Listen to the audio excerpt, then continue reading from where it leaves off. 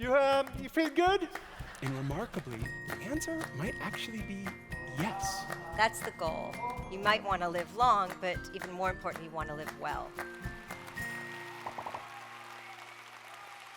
Thank you so much, everybody. I'm really, really stoked to be here and speak to you. I wanted to talk to you about mental illness and about suicide because it's things that are very, very important to me. And I know that kind of seems weird in a happiness conference, but I think it's important to be authentic. I want to share my story with you. I started out as an annoyingly happy child. I was always like bouncing around doing things and starting new projects and being just really wild and excited and stuff. And it was weird that contrasted to when I got into my teenage years because I was so unhappy when I got older. But life was really wonderful when I was a kid, and I didn't understand that. I thought that mental illness could only really come about from difficult life circumstances, not just sort of somewhere else like it did for me. But when I was a little kid, I was in a really, really happy household. My mum and dad, Jane and Phil, they're high school sweethearts. They met when they were 15 at a high school party. Dad was doing his Elvis impersonation. Mum thought that was hot. Just filling in the blanks here, I guess. So thank you, Elvis, for that origin story. So there's three of us kids. I'm the youngest. Ben's the oldest. Ben's sort of like the protector of the family. All three bunk. When we thought there was robbers in the house, I'd always jump into Ben's bed. Not recently, this is sort of a while ago now. The middle child's Christopher. Christopher's like the real Aussie larrikin, larger-than-life character. The sort of jock, athletic, popular one. It's like all the guys wanted to be like him, all the girls wanted to be with him. Most of them were, and I really looked up to him. I thought, that's what I want to be like when I was a little kid. And I was like the indoor drama nerd creative type, right? I didn't really fit into my community. It was a lot more like meat pie oriented, and I was like the vegetarian. I didn't really fit in, but I was quite happy not fitting in. I decided at an early age what I wanted to do with my entire life. I wanted to be a vet, and being a vet is all I ever cared about. And I thought it was going to happen. It looked like I was going to actually do that. I was doing quite well at school, and I thought I need school and uni in order to achieve that. And when I got into year 7, it all sort of fell apart for me. I became unwell. I became anxious. I became depressed. And it didn't seem fair. Nothing really made a lot of sense to me. I just wasn't happy anymore. And it wasn't that I was always in the pits of despair. I couldn't feel joy again. It was a really, really weird thing. I can't fully explain it, but that's exactly how it felt. Just a lack of joy and no sense of hope for the future. And I started seeing a counselor, I started getting help, started getting medication, and none of that seemed to work. It just seemed to just go around in circles. And what became really hard was when at school I lost my ability to perform. I based all my self-esteem on the ability to do schoolwork and the ability to hopefully one day go to uni, and that just fell apart. And so the symptoms themselves were getting worse, but it was also this idea of I don't even know who I am anymore. I started seeing things that weren't there. I started hearing voices that weren't there, and I just started losing my grip on what was real. And near the end of year 8, it was decided I'd need a lot closer attention. I need to go to an adolescent psychiatric ward. And that idea scared the hell out of me. I just didn't want to do that. It felt weird, but I thought, I'm going to just try anyway. I'm just going to try and get better and get back on the vet path, and I'll be fine. So I was terribly scared, 14 years old. Mum's holding my hand, walking me up the driveway. Before I can get to the front office, this girl comes running out who's around my age as well. And she just comes and gives me a huge, big bear hug. And she's very high energy. She's like, "Hi, I'm blah, blah. What's your name?" I'm like, "Oh, hi, I'm Nick. I'm new here." I didn't really know what to say. So I'm like, "So what are you in for?" kind of thing. And then without missing a beat, she goes, "Oh, depression and anxiety." Like it was no big deal. And I'd never experienced that because at my old school, I was so fearful of how people would perceive me and how they'd judge me and how they'd laugh at me and think I'm a loser and a failure if I spoke about having a mental illness. So I just didn't talk about it there. And in this place, it was like, oh, suddenly it's okay. And so she asked me what I'd sort of hoped she wouldn't. She was like, well, "What are you in for?" And I said, psychosis. I had this lump in my throat. And her response was like, "Oh, okay. Do you want to go on the trampoline?" I was like, "Yeah, I totally do." It just like, you know what I mean? It just set the mood for like, it doesn't matter in this place. You know, you can go to class, you can cry and you'll get a hug. You're not going to have to go hide in the bathroom and pretend that everything's fine. I just absolutely loved it. I didn't get better in a medical sense there, but I got a lot better in terms of being okay with myself and being okay to express myself. And I guess it sounds a bit cheesy, but I grew a lot in that place. I had to go back to my old school halfway through year 9, and I didn't integrate very well at all. I was met with the realization pretty quickly that this isn't for me. I'm not going to be able to perform academically anymore, and what's the point? I was suicidal for a number of years around this time. I hated myself and I hated life, and it wasn't necessarily that I wanted to die. It was I wanted the pain to go away, and I knew that it couldn't anymore, and that's what I was left with. And I was very honest with my parents about all this. I told them how I felt, and I remember even asking Mum's permission one time to just let me go. And thankfully she said no, of course, but that's where I was at. I was angry at my family for keeping me here. This preemptive guilt that I had, I just thought, if I were to die, I know how that's going to affect them, and then I can't do that. And the treatment wasn't working though. You know, it was a very, very last resort. When I was 16, I had shock therapy, and even that didn't work, you know. And so what I needed was hope, and how can you possibly have hope when there's evidence to say that you shouldn't, and there's no evidence to say that you should? And I had very well-intentioned, very well-meaning adults telling me that it's all going to be fine, that a cure is just around the corner, and you don't know that. You can't say that. I don't want to be inspired. I don't want to be lied to. I wanted someone to tell me an authentic story about their own experience. That's what I needed. Some of the very few times I was really happy at that time was when I was on stage. I loved speaking, I loved performing, I loved musicals, all that sort of stuff.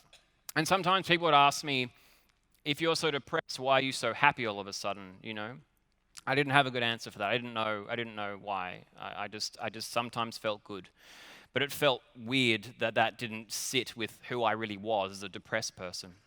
I was doing a show at school one night, having the absolute time of my life. I came home and I just totally crashed. I went from here to here, and it was the worst night of my life for no real reason.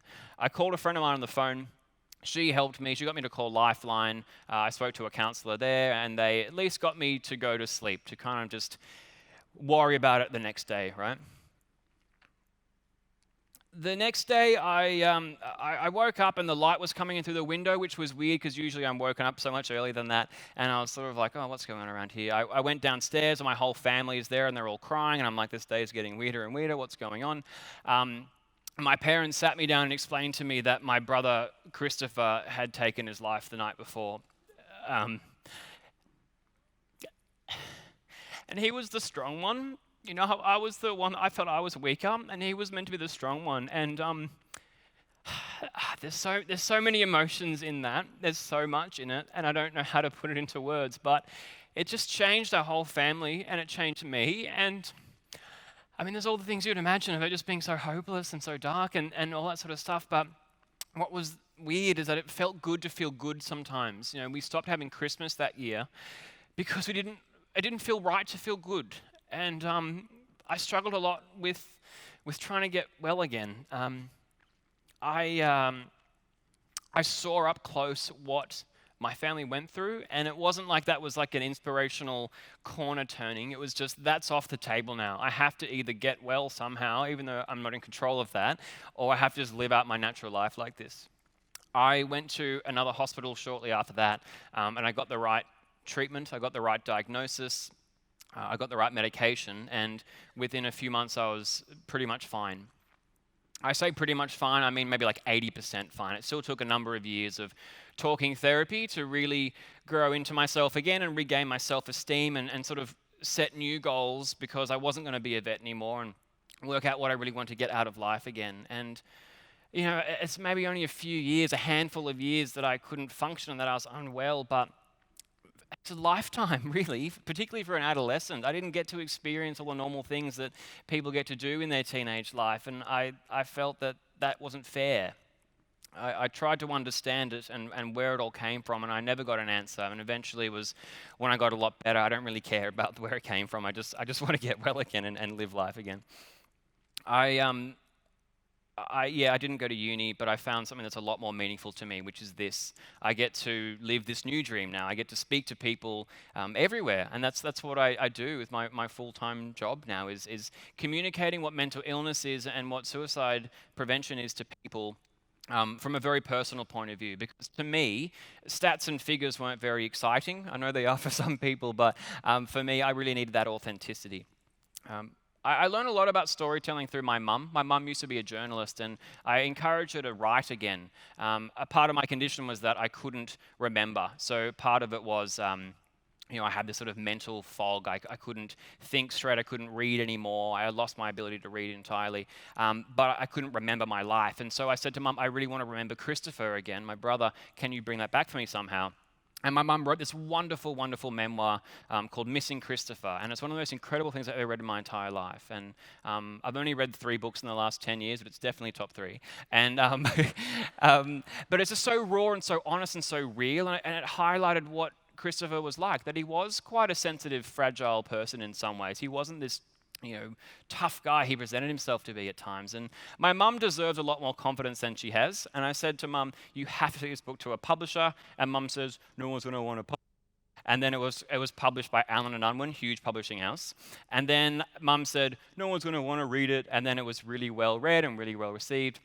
And then, and I'm not making this up, my mum got nominated for a Human Rights Award, and she goes, oh, they're just being nice. I'm like, that's not how Human Rights Awards work, Mum. I mean, I haven't won one. I don't know. Maybe it's exactly how they work, but I don't think it is. And so my mum's up against former prime ministers and stuff, little old Jane Newling, and she's like, let's not go to the ceremony. Like, it's just a tokenistic thing. There's no need to be there. And then someone told her they have free cocktails, so she's like, we'll show our face. We went, and then my mum does not like being in front of people, but she was, because her name was announced as the winner of this Human Rights Award for, yeah, right? I know, that's exactly how I felt. And that's right, I was so proud of her. It was the most proud moment of my entire life, I think, not just because someone I love and I care about did something good and won an award for it. It's that she combined something that she's good at, writing, with something that's very important to her, very meaningful to her, and produced something that's useful to other people and herself too. And I think that's a really good, simple recipe for finding purpose and meaning in what we do. It's not all trying to get rid of bad emotions, it's trying to find some sense of meaning in life. Our whole family ended up doing well in different ways. You don't ever sort of put it behind you or get over it. I stopped using terms like that. I think we've all just sort of grown as people in different ways and learned to process grief in a way while also experiencing joyful things in life as well. For a long time, I didn't feel that happiness was possible for me. I thought I was cursed. Then I felt I didn't deserve happiness when it was maybe there. And then I felt guilty about being happy when it was possible. And I think when we tell stories, they need to be funny and sad and real. It needs to be everything, Mental illness and suicide in itself isn't funny, but the stories we tell in our lives, absolutely there's parts of it that are. And I'm so thankful to be able to share in some way a story like that. And I love listening to people too. I always make sure I do a Q&A session whenever I can, because I think the only way to really treat this on a community level is to really open up these conversations and talk about it. I'm on a very small maintenance dose of medication. I take 1 little pill a day. I haven't had a high or a low in many, many years. And I got married last year. And yeah, right? And look, I'm sure there'll be bumps along the road in future in one way or another. That's what life is. It's meant to be difficulties. But I feel I'm actually adequately prepared to deal with that now and face those problems as they come along, and hopefully learn something along the way too, as I have in my entire journey so far. So I want to end on just saying I would love to hear from you. I'll be at the book signing up there, but if you want to reach out to me, please go to thechampions.org. Go straight to my email. I would love to hear from you. And I just want to say a huge thank you for listening, and that your stories are important, and that more people out there care about what you have to say than you might give yourself credit for. So thank you for listening. Cheers. Thank you. Thanks a lot.